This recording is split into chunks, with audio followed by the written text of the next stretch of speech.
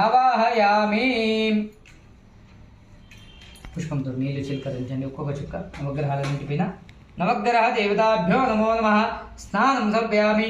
ఆభో ఇష్టాభుపా స్థానూర్ధ్వే దదాతన మహేనాచక్షజే యోపశ్యవతమోరస తస్య భాజేదిన ఉషదీర్వమాదర తస్మాదరంగమావ యస్యక్షయాజింవద ఆభో జదాజన.